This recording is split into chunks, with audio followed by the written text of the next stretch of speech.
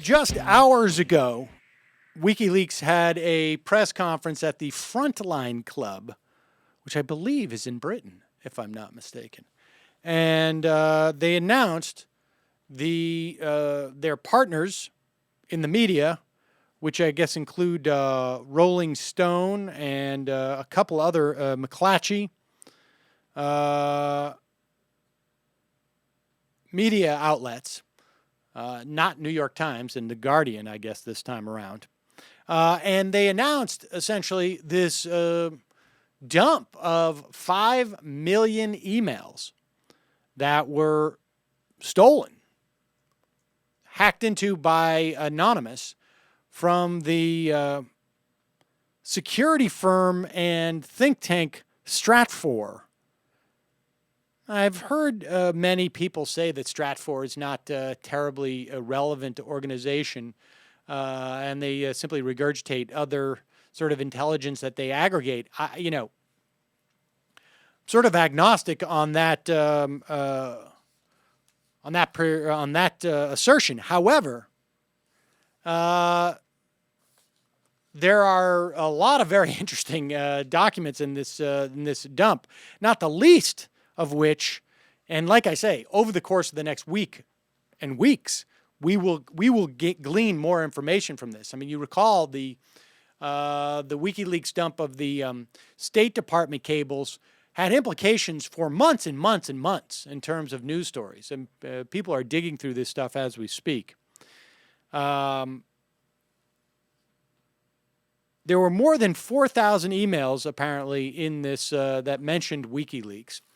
The Yes Men have come out with a press release describing the references to the Yes Men. The Yes Men, of course, are those two guys who basically pull corporate pranks. We've spoken to them on this program. One of my favorite was when they came out as representatives of Dow Chemical announcing that they were going to finally provide reparations for the victims of Bhopal. You'll remember that Dow Chemical purchased Union Carbide responsible for a horrible, horrible chemical leak in Bhopal, India. And apparently that was referenced. According to the Yes Men, many of the Bhopal-related emails addressed from Stratfor to Dow and Union Carbide public relations directors reveal concern that in the lead-up to the 25th anniversary of the Bhopal disaster, Bhopal issue might be expanded into an effective systemic critique of corporate rule. And they speculate at length as to why it hadn't happened yet. In other words, you've got Stratfor saying, nobody seems to be able to connect the dots between corporate malfeasance and this horrible disaster, which killed thousands. Also revealed in these emails, a deal, and you will hear more about this as it goes on, and this is just briefly recapping, because I've yet to really dig into any of these emails. But Stratfor seemed to have essentially created a subsidiary which would get involved in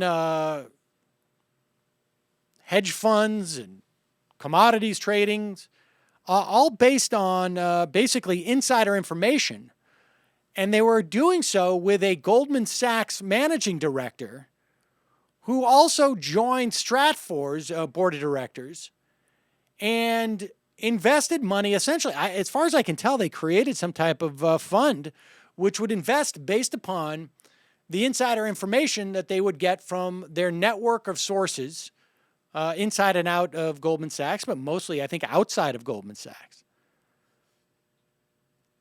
There was also a quote where one of the Stratfor CEO explains to an employee how to exploit an Israeli intelligence informant by using any type of control method, including financial, sexual, or psychological control. And also exposed in these emails, and again, people have just started to dig into this. Apparently, Coca-Cola was spying on PETA, the for the treatment of ethical treatment for animals. And on top of that, they also had an alliance between a number of mainstream journalists, yet unnamed, which essentially, I guess, they would plant stories through or get inside information that was not suitable for print. There was also an email that had them discussing the McCain campaign, which said that, and this is all just trading and rumors and whatnot, but supposedly they have relationships.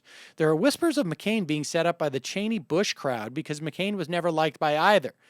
Some are shocked that he did so well, coupled with serious errors in tactics. Some made no sense. For example, the Hispanics in Florida loved Palin, but his camp would never send her there when easy money was to be had. My guy said Rove and company want to bring in someone they can control next go-round. McCain was not controllable. Jeb Bush's name was being discussed. That didn't happen. I like some of the things there's other emails where they go into like detail on their like opinion on who possible candidates could be. And for Jeb, they say, I would tell Jeb that his time came and went when Katrina went underwater. Yeah, I think, what these emails are going to show, I think more than anything else at the end of the day, is just sort of the thinking that goes on.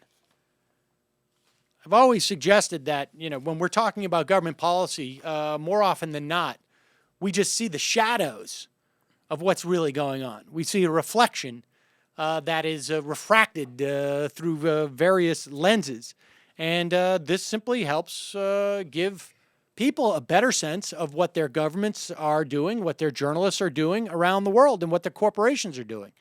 And so I think over the next couple of weeks, we'll be seeing a lot more of it.